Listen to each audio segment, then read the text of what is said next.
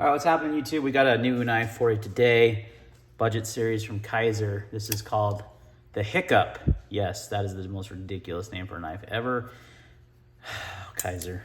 But it's a cool knife. So I was interested, minus the dumb name, in this knife when I saw it because it had a bunch of cool features that I like. So first of all, it is in their budget series with the 154 cm steel. So they usually run about 75 bucks. I recently reviewed the Mini Roach, and it is an amazing knife for the money. So I thought, Kizer's really knocking out of the park this year with their budget line. They have a bunch of good offerings.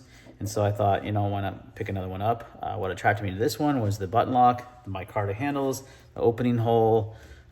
Certainly wasn't the goofy name. So I have that out. Let's do a size comparison, actually. That's the Mini Roach. So it's a little bit, about the same size as the Mini Roach. Slimmer handle, but a little bit more blade length too, though. So that's a good thing. Here's the bug out. Move the box out of the way. So it's about the same size as a Benchmade bug out and a Spyderco Para 3. This is the one you guys have seen lately on the channel with the AW2 scales, which I love. So it's about the same size as those knives. Weight-wise, it's going to be a little thicker because it's got steel liners. But it's still 3.2 ounces is still very lightweight. So you're good to go on that front. It's obviously not going to be like a bug out lightweight, or even that Para 3 is lighter with those scales. But you're talking a different ballpark of knife here in the $75 range. So again, button lock. You have a front flipper and a thumb hole deployment. So you have multiple deployment methods. Thumb hole being my preferred deployment of all knives. But the front flipper is not bad. It works really well.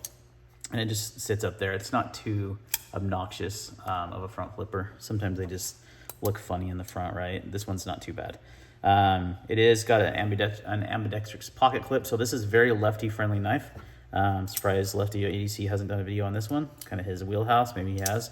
But it has a easy deployment left-handed, swap the clip over. It's a button lock, so it's ambidextrous. So yeah, if you're a lefty, this is a good knife for you, especially in this budget price range. Now, one thing that I've been really impressed with these knives from Kizer lately is the thinness behind the edge. They actually cut super well. This one feels like it's going to be just as thin, just from my use so far, as the last one I reviewed. And yeah, we're getting down 14 thousandths behind the edge. So nice and thin from a factory grind. It really, these things cut really nicely. That's obviously what knives are supposed to do, right? We lose sight of that sometimes, I feel like. So thickness in the handle, I would say, is one of the things that I'm not a huge fan of this. Oh no, it's just under ½ inch. So it feels a little thick in the handle to me, but it's still under ½ inch, so it's not bad. It does give you a good purchase on the knife when you're actually using the knife for any kind of task. It does have a very neutral handle design, which does tend to lead to really good ergonomics as far as the knife is concerned. One thing I thought was interesting about this knife too is that it comes with thumb studs. And I was like, what? I haven't tried to install them because I don't know why I would when I have an opening hole, but they do give you these optional thumb studs. Assuming you would just like put it through the opening hole and then use the screws that it gives you to secure it is the only thing that makes sense to me. I don't know why you would do that, but you might. Maybe you would want to. I don't know. I'm not going to do that. But I like how Kizer's doing things like that. They're giving you options, like on the Mini Roach with the removable flipper tab. That made this knife way better for me. So I like that they're offering those kind of options. They also offer this knife as a flipper as well, and it has Richlight scales versus micarta. So if you want that, that's going to be the same cost. And it's a black Richlight scales with a flipper tab. So if you like flippers and that's your thing, and you like button locks, there you go.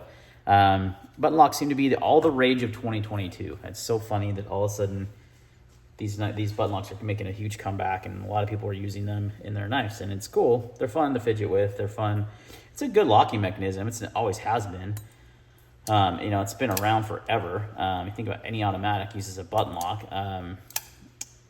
Hogue used to make some manual button locks back in the day that I was a big fan of. Now they make the Malibu Malibu's button lock. drawing a blank. It has to be. Yeah, it is. You know, there's a lot of different options out there now, though. Like Civivi has a bunch of button locks out. Kizer has a few. There's just a lot of good options if that's your preferred method. I like the Kizer budget offerings so far better than even the Civivi, just because I think they do a little bit better job on the blades as far as the grind and the steel. 154 CM has been around a long time. I think people have figured out how to heat treat it. That's one thing that gets so hyped up in the knife industry and the community is the new steels like MagnaCut. Oh, everyone's starting to use MagnaCut, but a lot of companies have no idea how to heat treat it properly, and so you're really not getting the performance that you should be out of the steel. The nice thing about a steel like 154 CM that's been around for a long time, people have figured out how to heat treat it, especially like Emerson Knives is really good at heat treating it. Benchmade's got a good heat treat on there, 154. I don't know as far as how Kizer's is, just my use has been good on it. It performs like 154 CM should or has historically for me.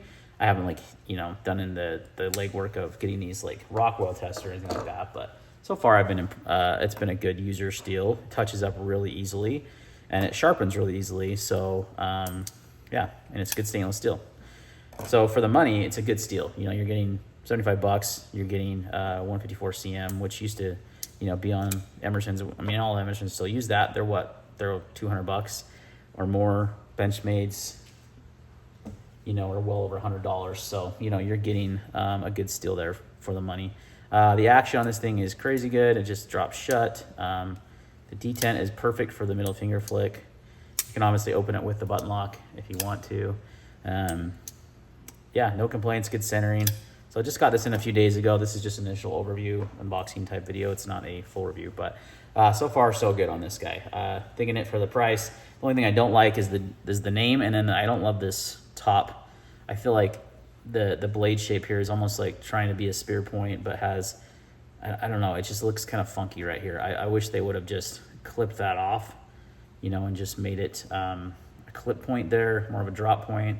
I don't know. I don't necessarily dig this part of the blade right here, but it doesn't really hurt its functionality or anything like that. So it's just an aesthetics thing. So it's not really a big deal. But overall, you know, I like doing these budget knife reviews because I know a lot of my viewers out there, they don't want to spend, you know, Benchmade bug out money. They don't want to spend Strider money you know, they don't want to customize a pair of 3. They don't want to invest all that kind of money. So, you know, it's nice to have options under $100 that are good knives, that have good cutting ability, that are well built. You know, these are well done. Like I've said before, I'll say it again, Kizer does this realm of knives super well.